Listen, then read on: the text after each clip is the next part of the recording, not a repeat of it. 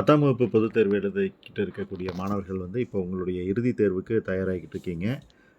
பொதுவா ஒரு காலகட்டத்தில இந்த தேர்வு அப்படிங்கிறது வந்து பல மாணவர்களுக்கு மிகப்பெரிய மகிழ்ச்சிய குடுத்த தேர்வா இருந்தது. ஏன்னா, கண்டிப்பா சென்டம் அடிக்க முடியும், நம்மோட டோட்டல ரைஸ் பண்ணிக்க முடியும் அப்படிங்கிற அ எண்ணத்தில இந்த தேர்வுகள நிறைய மாணவர்கள் எழுதிக்கிட்டு வந்தாங்க. ஆனா, கடந்த சில ஆண்டுகளா, இன்னும் சொல்லப்போனா புது சிலபஸ் மாறி புது பேட்டர்ன் வந்ததுக்கப்புறம் ஸ்டூடண்ட்ஸ்க்கு வந்து சோசியல் சயின்ஸ் எக்ஸாம் அப்படிங்கிறதே வந்து ஒரு பயமுறுத்தக்கூடிய விஷயமா மாறி போயிருச்சு.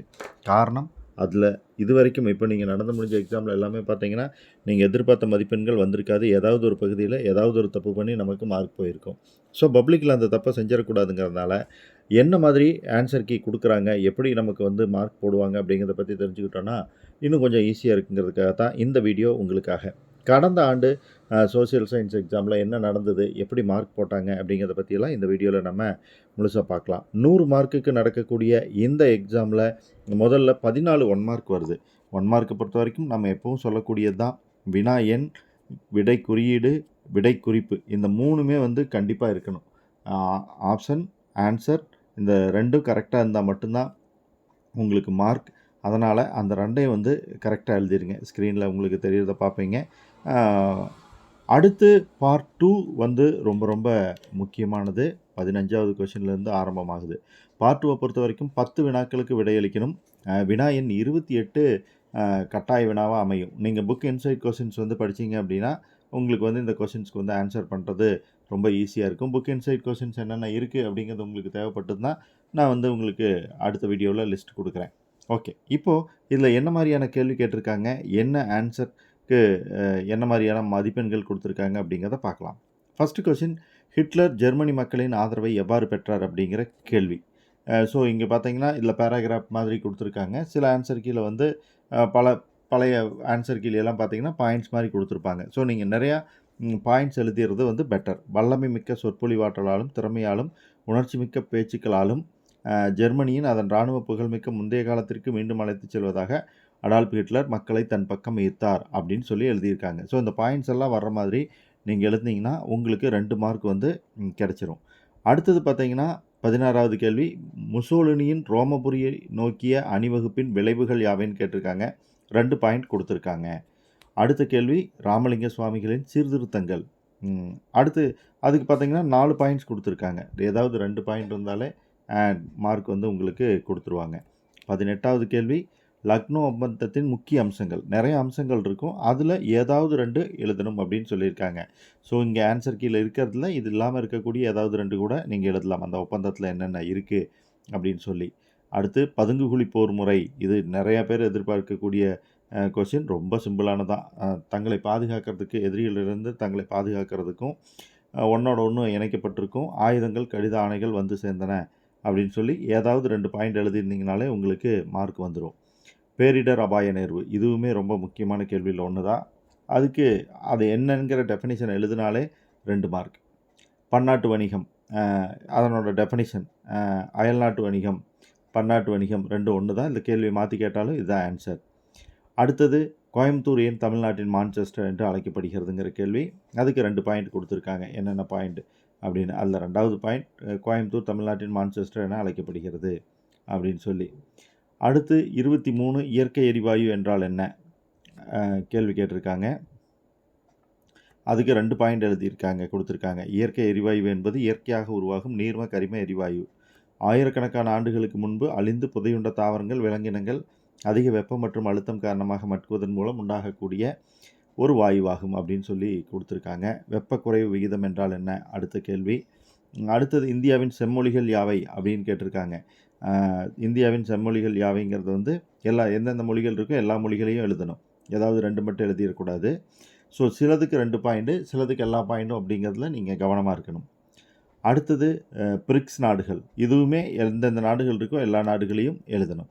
27வது கேள்வி மொத்த உள்நாட்டு உற்பத்தி என்றால் என்ன? ஸோ நீங்க எக்கனாமிக்ஸ் படிக்கும்போது கொஞ்சம் கேர்ஃபுல்லாவே படிக்கணும். அந்த டெஃபினிஷன்ஸ், ஃபார்முலாஸ் இந்த கேள்விகள் எல்லாமே உங்களுக்கு வந்து ஒரு சேலஞ்சிங்கான விஷயமா இருக்கும். அத நல்லா படிச்சுக்கங்க. அடுத்தது கம்பல்சரி கொஸ்டின் விகித வரி விதிப்பு முறை என்றால் என்ன? ஸோ இன்டீரியர் கொஸ்டினா, புக் பேக்கான்னு உங்களுக்கே தெரிஞ்சிருக்கும். அதுக்கு தரோவா ப்ரிப்பேர் பண்ணிக்கங்க. அடுத்தது நமக்கு மார்க் அள்ளி தரப்போற 5 மார்க் ஏரியா. இங்கே பார்த்தீங்க அப்படின்னா ஃபஸ்ட்டு எடுத்தோடனே fill in the blanks 5 mark. நீங்கள் வந்து புக்கை தரவா பண்ணியிருந்தீங்க அப்படின்னா அழகாக செகண்டில் 5 மார்க் எடுக்கக்கூடிய கொஷின் தான் இது. ஸோ 5 1 மார்க்குக்கு 5 1 மார்க்குக்கான ஆன்சர். அந்த நம்பர் போட்டு நீங்கள் ஆன்சர் எழுதினா மட்டும் போதுமானது.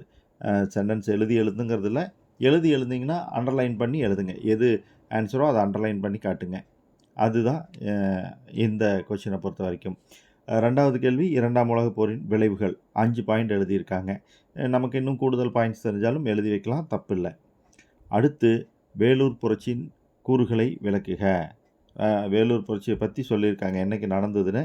அதனோட காரணங்கள் வந்து சொல்லியிருக்காங்க.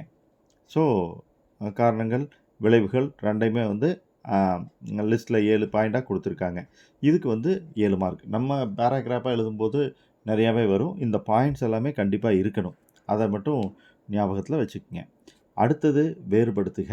இது புவியியலில் நம்ம ரொம்ப தீவிரமாக படிக்க வேண்டிய மிக முக்கியமான கொஷினில் ஒன்று. 2 கேள்வி கேட்டிருக்காங்க. ஒன்று வந்து பார்த்திங்கன்னா மேற்கு தொடர்ச்சி மலைகள், கிழக்கு தொடர்ச்சி மலைகள், உலோக கனிமங்கள், அலோக கனிமங்கள். ஸோ இந்த ரெண்டையும் வந்து நம்ம நல்லா படிச்சுக்கணும். அடுத்தது அதுலேயே இன்னொரு கேள்வி, காரணம் கூறுக. ஸோ என்ன காரணம் அப்படின்னு சொல்லி நீங்கள் காரணம் கூற வேண்டியிருக்கும். மொத்தம் பார்த்தீங்க அப்படின்னா 32ல் ஆ அப்படின்னு சொல்லி 2 கொஷினும் ஒரு கொஷினும் கொடுத்துருக்காங்க. 5 மார்க் இதுக்கு வந்து பிரித்து கொடுக்குறாங்க. இங்கே மார்க்கை வந்து அவங்க பிரித்தே கொடுக்கல, எதுக்கு எந்த மார்க் அப்படின்னு சொல்லி. ஸோ இது எல்லாமே இருக்கணும். அது டீச்சர்ஸ் பார்த்து போடுறது அப்படின்னு சொல்லணும். சில ஆன்சர் கீழே பார்த்தீங்கன்னா இதுக்கு மார்க் எப்படி கொடுத்துருக்காங்க அப்படிங்கிறதையும் பிரித்து காட்டியிருப்பாங்க. அடுத்து சட்ட மறுப்பு இயக்கத்தில் தமிழ்நாட்டோட பங்கு என்ன அப்படிங்கிறது. அது பார்த்தீங்க அப்படின்னா உங்களுக்கு எல்லா பாயிண்ட்ஸுமே எழுதியிருக்காங்க. நீங்களும் எல்லா பாயிண்ட்ஸும் வர்ற மாதிரி எழுதிடுறது பெட்டர். தென்மேற்கு பருவக்காற்று அது எப்படி உருவாகுது, அரபிக்கடல் கிளை எப்படி, வங்காள விரிகுடா கிளை எப்படி, எல்லாத்தையும் வந்து நீங்கள் டீட்டெயில்டாக எழுதணும். இதில் சின்னதாக கொடுத்துருந்தாலும் கூட நீங்கள் ஆன்சரில் எழுதும்போது பேராகிராஃப் ஸ்டைலில் போதுமான அளவுக்கு எழுதியிருக்கணும். இந்தியாவின் மண் பரவல் வகைகள் ஏதேனும் 5 குறிப்பிட்டு மண்ணின் பண்புகள் மற்றும் பரவலை விவரிக்கவும். இங்கே பேராகிராஃப் டைப்பில் கொடுத்தாங்க. கிட்டத்தட்ட இதே மாதிரி கூட நீங்களும் எழுதலாம், தப்பில்லை. 5 மார்க் கிடைக்கிறதுக்கு முழுமையாக வாய்ப்பு இருக்குது. இது ஏதாவது 5 மண்கள் பற்றி எழுந்தீங்க அப்படின்னா ஈஸியாக மார்க் எடுத்துடலாம். அடுத்தது இந்தியாவின் சாலைகளை வகைப்படுத்துக அப்படின்னாலே நமக்கு எல்லாத்துக்குமே தெரிஞ்சது மெயினாக தேசிய நெடுஞ்சாலைகள், மாநில நெடுஞ்சாலைகள், மாவட்ட சாலைகள், இதெல்லாமே நமக்கு தெரியும். அது இல்லாமல் கிராமப்புற சாலைகள். இது இல்லாமல் இருக்கக்கூடியது தான் கீழே இருக்கக்கூடிய 3 எல்லைப்புற சாலைகள், தங்க நற்கரை சாலைகள், விரைவு சாலைகள். ஸோ இந்த 6 சாலைகள் பற்றி நீங்கள் குறிப்பெழுதணும். உங்களுக்கு 5 மார்க் வந்து கிடைக்கும். இந்திய அரசியலமைப்பின் சிறப்பு கூறுகள், இது உங்களுக்கு வந்து நிறைய படிக்க வச்சுருப்பாங்க, ஈஸியாக எழுதிடலாம். பாயிண்ட்ஸ் ஒன்று கூட மிஸ் பண்ணிடக்கூடாதுங்கிறது தான் இது எல்லாத்துலேயுமே ரொம்ப ரொம்ப முக்கியமானது. இந்திய பிரதம அமைச்சரின் பணிகள் மற்றும் கடமைகள். என்னென்ன பணிகள் இருக்குது, கடமைகள் இருக்குது. பிரதம அமைச்சர், பிரதமர் ரெண்டுமே ஒன்று தான் அப்படிங்கிறத நீங்கள் நோட் பண்ணிக்கணும். ஸோ அடுத்தது பொது விநியோக முறை. இது ரொம்ப ரொம்ப முக்கியமான கொஷின். பப்ளிக் டிஸ்ட்ரிபியூஷன் சிஸ்டம் அப்படிங்கிறது, அதுக்கான பாயிண்ட்ஸ் எல்லாத்தையுமே தெளிவாக எழுதிருங்க.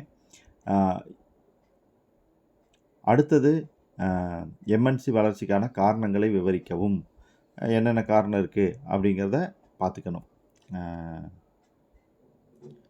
அடுத்து இந்த இடத்துல நீங்கள் தெளிவாக இருக்கணும். 41, 42 இந்த 2 கொஷினுக்கும் வந்து நோட்ஸ் கொடுத்துருப்பாங்க. அதாவது பார்வையற்ற மாணவர்கள், பிளைண்ட் கேண்டிடேட்ஸ் என்ன பண்ணணும் அப்படின்னா, அதை வரைபடத்தில் குறிக்கிறதுக்கு பதிலாக, மேப்பில் குறிக்கிறதுக்கு பதிலாக அதில் ஹிண்ட்ஸ் மட்டும் எழுதுனா போதும்னு இருக்கும். இது பார்வையற்ற மாணவர்களுக்கு மட்டும்தாங்க, அதை ஞாபகத்தில் வச்சுக்கங்க. நார்மல் ஸ்டூடெண்ட்ஸ் வந்து நீங்கள் காலக்கோடு போட்டு கிராஃப் மாதிரி போட்டு அதில் தான் வரையணும். காலக்கோடு எப்படின்னு சொல்லியிருப்பாங்க, வருடங்கள் எங்கே குறிக்கணும், நிகழ்வுகள் எங்கே குறிக்கணும் அப்படின்னு சொல்லி. அந்த டைம் லைன் வந்து ரொம்ப முக்கியமானது, அதை நோட் பண்ணிக்கோங்க. அதே மாதிரி ஒரு கோட்டுக்கு என்ன வேல்யூ கொடுத்துருக்கீங்க அப்படிங்கிறதையும் நீங்கள் எழுதிட்டிங்கன்னா பெட்டராக இருக்கும். அடுத்தது பார்த்தீங்க அப்படின்னா வரைபடம்.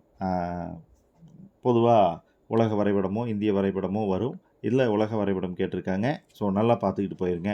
ஏன்னா இதில் சாய்ஸ் கிடையாது. பின்னாடி 8 மார்க்கில் வர்ற மாதிரி சாய்ஸ் கிடையாதுங்கிறதுனால இதில் வர்றதை நீங்கள் பார்த்துக்கிட்டு போக வேண்டியிருக்கும். ஸோ பொதுவாக நம்ம எல்லோரும் இந்திய வரைபடத்துக்கு தான் தயாராகிட்டு இருப்போம். அடிக்கடி அதை தான் கேட்டுக்கிட்டு இருக்காங்கன்னு. உலக வரைபடமும் கேட்கலாம். உலக வரைபடத்தை ஒரு முறைக்கு பல முறை நல்லா பார்த்துக்கிட்டு போயிருங்க. இங்கே காலக்கோடு பார்த்திங்கன்னா அந்த குறிப்பிட்ட காலகட்டத்தில் அந்த 1910லேருந்து 1930 வரைக்கும் இருக்கக்கூடிய இதில ஏதாவது அ அ 5 சம்பவங்கள நீங்க குறிச்சீங்கன்னா போதும். உங்களுக்கு வந்து 5 மார்க் அப்படியே கிடைச்சிரும். அடுத்த கேள்வி அ மேப்பு. மேப்புக்கு அடுத்து பார்த்தீங்கன்னா, போன வருஷம் எதிர்பாராத விதமா மாணவர்கள் சந்திச்ச சிக்கல் இந்த 8 மதிப்பெண் வினா தான். 8 மதிப்பெண் வினால அப்படி என்ன நடந்தது அப்படின்னு பார்த்தீங்கன்னா, நம்ம இதுவரைக்கும் 8 மதிப்பெண் வினா எல்லாமே வரலாறுன்னு நெனச்சுக்கிட்டு படிச்சுக்கிட்டு போயிருந்திருக்கிறோம். போன வருஷம் தீபகற்ப பீடபூமிகள் அப்படின்னு சொல்லி புவியியல் பகுதியிலேருந்து கேள்வி கேட்டாங்க. நீங்க அப்படியே புவியியல் பகுதியிலேருந்து கேள்வி கேட்டாலும் பயப்பட வேண்டியதில்ல. புவியியல்ல 5 மார்க் படிச்சிருக்கீங்க. அந்த 5 மார்க்க அப்படியே எழுதி வைங்க. கிட்டத்தட்ட 8 மார்க் அப்படியே உங்களுக்கு கிடைச்சிரும். ஸோ பயப்பட வேண்டிய அவசியம் இல்லை. இப்படி மாத்தி கேட்டாங்களே அப்படின்னு சொல்லி. ஸோ அடுத்து அந்த 8 மார்க் கேள்விக்கு தேவையான பாயிண்ட்ஸ் எல்லாமே குடுத்துருக்காங்க. 8 பாயிண்ட்ஸ் குடுத்துருக்காங்க. அடுத்த கேள்வி பார்த்தீங்க அப்படின்னா, அ பெருங்கலகம் 1857 அ ரிவோல்ட் பத்தி கேட்டிருக்காங்க. அதில என்னென்ன நடந்தது அப்படிங்கிறத நீங்க குறிக்கணும். அதுக்கு அடுத்து வரக்கூடியது ஆஸ் யூசுவல் நமக்கு மார்க்க நல்லா வாங்கி தரக்கூடிய அ மேப் தான். அ ஃபர்ஸ்ட்டு இந்தியா வரும். அடுத்தது தமிழ்நாடு வரும். நீங்க எந்த மேப் தரோவா ப்ரிப்பேர் பண்ணியிருக்கீங்களோ, அத ப்ராப்பரா குறிக்கணும். இங்க பார்த்தீங்கன்னா, மேப் எப்படி குறிச்சிருக்காங்க அப்படிங்கிறது உங்களுக்கு தெரியும். ஸோ, அ இந்த மாதிரி பண்ணீங்க அப்படின்னா, உங்களுக்கு வந்து மதிப்பெண்கள் 100க்கு 100 கிடைக்கிறதுக்கான வாய்ப்புகள் ரொம்பவே அதிகமா இருக்கு. ஸோ, இந்த ஆன்சர் கீ உங்களுக்கு யூஸ்ஃபுல்லா இருக்கும்னு நெனைக்கிறேன். பிடிச்சிருந்தா லைக் பண்ணுங்க, ஃப்ரெண்ட்ஸுக்கு ஷேர் பண்ணுங்க. சப்ஸ்கிரைப் பண்ணாதவங்க சப்ஸ்கிரைப் பண்ணுங்க. Bye friends. இன்னும் இதுபோல நெறைய வீடியோக்கள எதிர்பார்க்கலாம்.